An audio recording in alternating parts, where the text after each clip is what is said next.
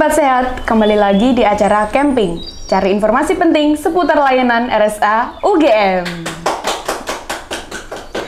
Nah, Sobat Sehat, hari ini spesial Kania akan membawakan sebuah episode yang mungkin agak sedikit unik nih. Karena hari ini kita akan membahas soal THT atau telinga, hidung, dan tenggorokan.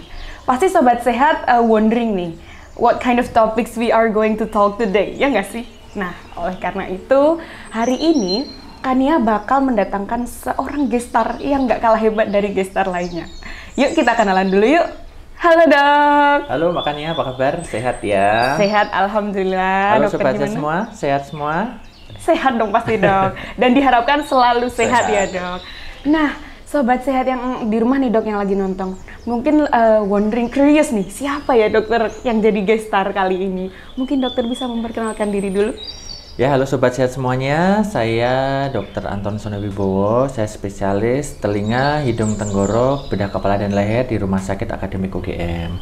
Ya, saya lahir di Sragen, saya sebagai pegawai tetap di Rumah Sakit Akademik Universitas Gadjah Mada dan sebagai pengajar di Fakultas Kedokteran, Kesehatan Masyarakat dan Keperawatan Universitas Gadjah Mada.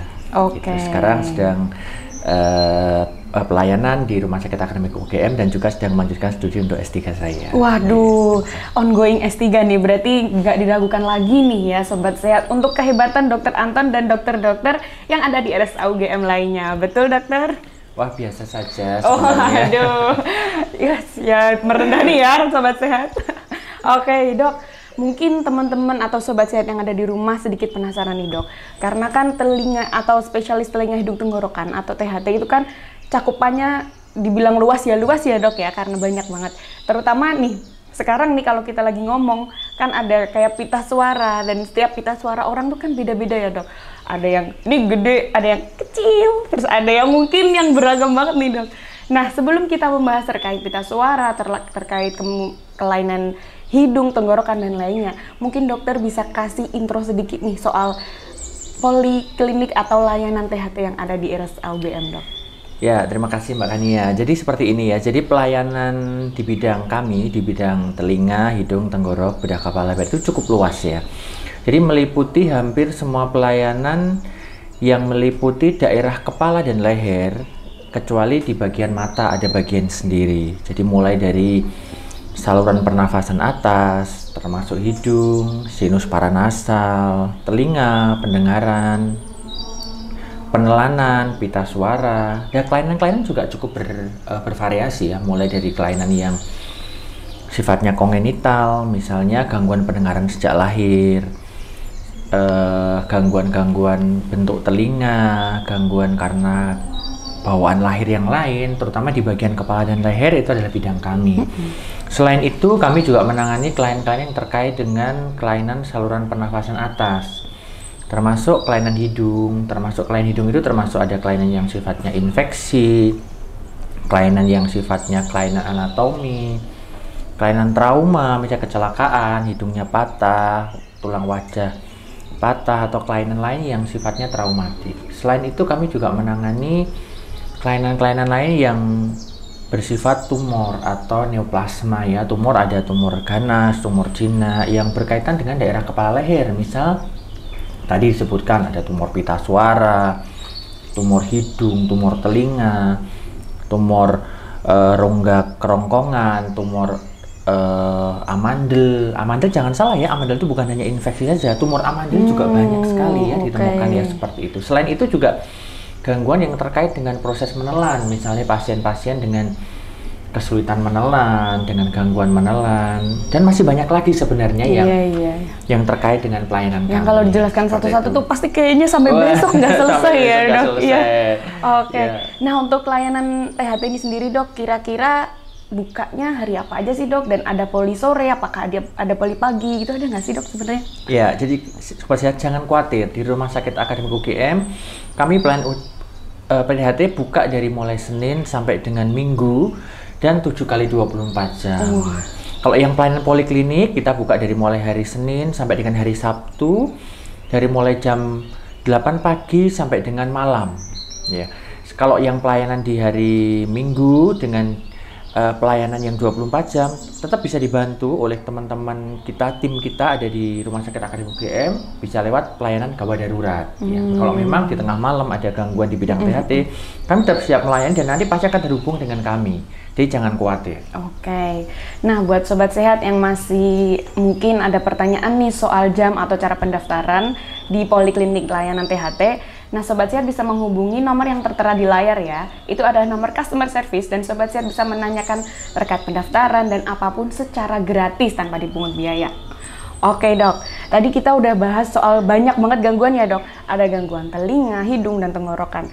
Nah, berbicara soal gangguan tenggorokan nih dok. Sekarang nih kan kita lagi ngobrol ya dok, lagi ngomong nih.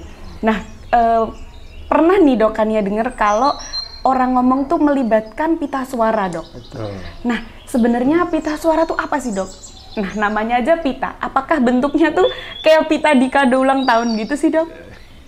Ya, terima kasih Mbak Kania. Jadi seperti ini ya. Jadi seorang bisa bersuara itu memiliki banyak komponen ya. Salah satu komponen pokok dalam bersuara adalah pita suara. Pita suara adalah salah satu organ yang dalam bahasa kedokteran kita sebut sebagai plika vokalis ya. Dari kata plika itu artinya seperti pita, vokalis artinya dia suara. Jadi pita yang bisa menghasilkan suara. Itu letaknya kurang lebih ada di depan jakun kita. Tapi letaknya di dalam ya. Pita suara ada dua, ada pita suara kanan dan pita suara kiri. Segala kelainan yang berkaitan dengan pita suara akan mengakibatkan perubahan suara.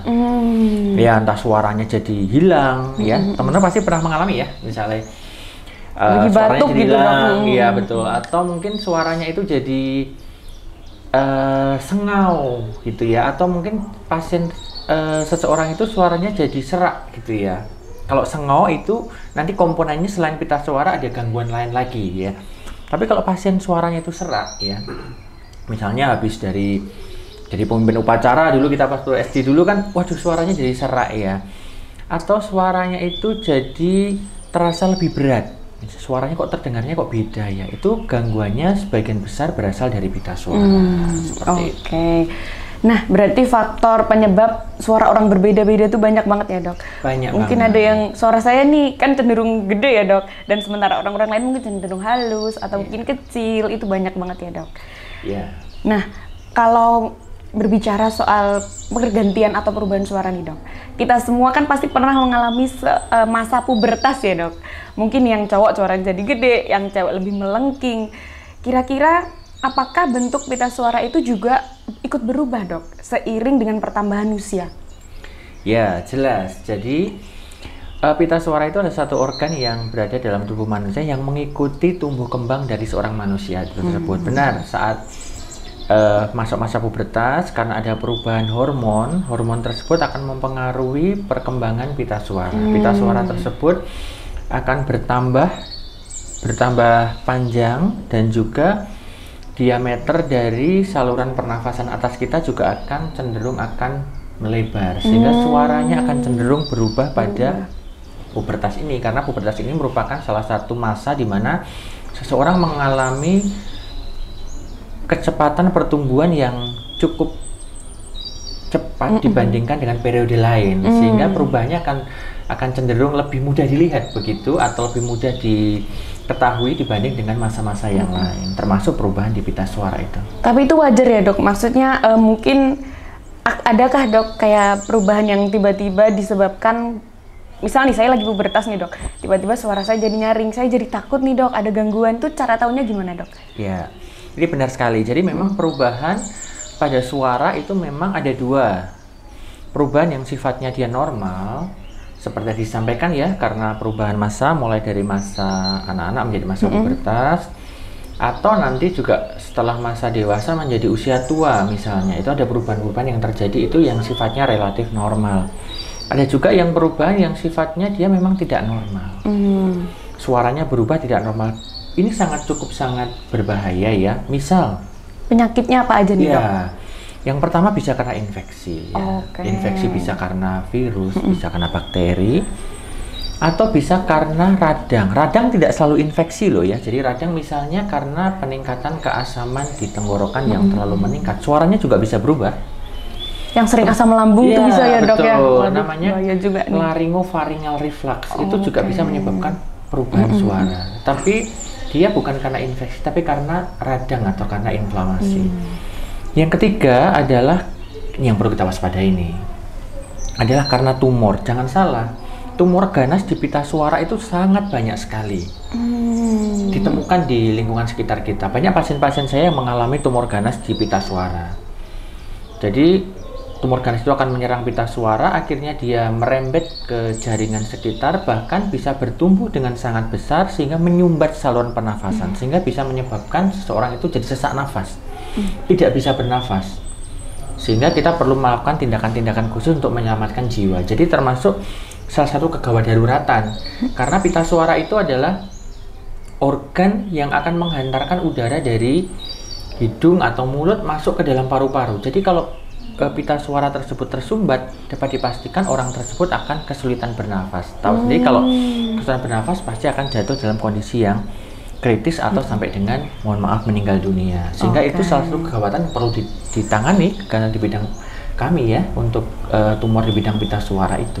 Kalau screeningnya apa aja ya dok yang bisa dilakukan untuk mengetahui kayak perubahan suara saya nih wajar atau enggak sih? Gitu, dok. Iya, ya pertanyaan yang cukup bagus ya Mbak Kania ya di sini. Jadi memang pemeriksaan yang bisa kita lakukan mulai dari kita melakukan anamnesis ya. Anamnesis kita tanya dulu, kita riwayatnya mulai kapan, gejalanya seperti apa. Dari situ kita bisa tahu kira-kira arahnya nanti diagnosisnya ini apa begitu. Yang kedua kita melakukan pemeriksaan fisik ya di poliklinik. Nanti kalau sobat sehat semua datang ke poliklinik THT bisa datang.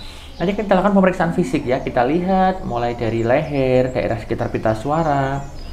Selain itu kami juga akan melakukan pemeriksaan secara menggunakan namanya indirect laryngoskopi. Jadi ada peralatan khusus yang nanti akan bisa melihat pita suara secara poliklinik.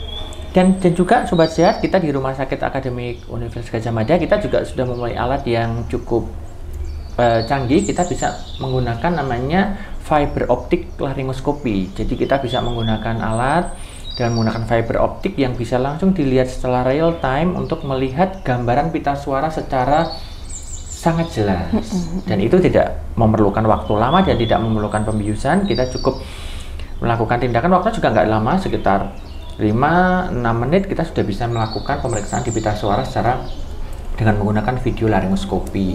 Begitu. Oke, berarti untuk melakukan pemeriksaan itu cukup datang ke polikliniknya aja ya dok? Nanti akan dilakukan? Ya, akan kita lakukan pemeriksaan, nanti kita jadwalkan. Memang pemeriksaannya kita lakukan di ruang yang terpisah dengan poliklinik. Hanya kita tidak perlu rawat inap. Jadi tidak perlu rawat inap, bisa kita lakukan. Hanya memang pada kondisi tertentu kita perlu pengawasan khusus. Jadi kita memerlukan, ya nanti bisa kita diskusikan saat pemeriksaan. Apakah kita perlu ada rawat inap dulu atau cukup dengan pemeriksaan tanpa rawat inap. Seperti itu. Nah terakhir nih dok, kapan waktu yang tepat untuk datang ke dokter ketika ada gangguan pita suara nih dok? Iya, pertanyaan cukup bagus ya. Jadi setiap ada perubahan pita suara kita tidak pernah tahu apakah itu karena ada infeksi, karena ada radang, atau bahkan sampai adanya tumor misalnya atau kanker di pita suara. Sehingga setiap ada perubahan suara atau gangguan bersuara, selain itu juga ada gangguan sesak nafas yang disertai dengan perubahan suara, atau disertai dengan kesulitan untuk bernafas yang berkaitan dengan perubahan suara, atau timbul rasa sakit saat bersuara, teman-teman harus waktunya untuk segera mengkonsultasikan masalah itu ke rumah sakit atau ke petugas yang memang berkompeten untuk itu. Oke, salah satunya Dokter Anton nih Sobat Sehat. Nah Sobat Sehat, berbicara soal banyak banget gangguan ya dok. Tadi ada mulai dari gangguan telinga, hidung, dan tenggorokan, bahkan sampai pita suara nih. Sobat Sehat, Kania mau kasih sedikit fun fact soal pelayanan THT yang ada di RSA UGM. Beberapa hari yang lalu atau mungkin beberapa bulan yang lalu ya dok, kurang lebih ada seorang pasien yang benar-benar total hearing loss atau tidak bisa mendengar di pendengaran sebelah kiri, dan di mana ketika beliau memeriksakan diri ke RSA UGM, dilakukan pemeriksaan, kemudian dilakukan pengobatan secara intensif ya dok, secara bertahap pendengarannya mulai kembali nih Sobat Sehat. Nah, sepenting itu bagi kita untuk memeriksakan apabila ada kelainan yang mungkin seperti yang sudah disebutkan Dr. Anton sebelumnya nih Sobat Sehat. Mulai dari sesak nafas, kemudian perubahan yang signifikan ya Dok, yang menyebabkan tidak nyaman atau mungkin nyeri. Mungkin Sobat Sehat harus segera memeriksakan diri ke rumah sakit. Tidak usah takut, karena tidak semua pelayanan harus rawat inap ya Dok ya? Betul. Nah, kalau Sobat Sehat masih kepo nih soal kasus yang barusan Kania sebut, Sobat Sehat bisa klik link yang ada di kiri atas dan Sobat Sehat bisa menyaksikan secara full time-nya. Nah, dokter, kita udah ngobrol banyak banget nih Dok soal gangguan telinga, hidung, tenggorokan, kepala, sampai leher Dok. Mungkin for closing this episode, dokter bisa kasih closing statement buat Sobat Sehat yang ada di rumah nih Dok. Oke, ya Sobat Sehat, jadi kalau Sobat Sehat mengalami gangguan pada daerah telinga, hidung, tenggorok, kepala, dan leher, jangan ragu-ragu untuk memeriksakan karena kita tidak pernah tahu apa yang terjadi, dan semakin cepat teman-teman akan mengetahui kondisinya, akan semakin bagus tata laksananya. Demikian. Oke, jadi Sobat Sehat, perubahan pada pita suara, pada suara itu wajar ya Dok? Wajar. Yang tidak wajar adalah ketika ada nyeri, sesak nafas, atau mungkin disertai penyakit penyerta lainnya ya Dok. Jadi sehingga Sobat Sehat harus segera memeriksakan diri, utamanya adalah ke RSA UGM, karena sudah terbukti kita memiliki petugas yang sangat kompeten di bidangnya. Oke, I think that's all for today's episode. Kalau Sobat Sehat masih punya banyak pertanyaan terkait Poliklinik THT di RSA UGM, Sobat Sehat bisa drop question di kolom komentar atau bisa langsung menghubungi layanan customer service dengan nomor yang ada di layar ya. Thank you for watching. Don't forget to subscribe, like, and share this video to all of your friends biar semua tahu soal kegawat daruratan yang ada di THT ini ya Dok. Oke, I think that's all for today's episode.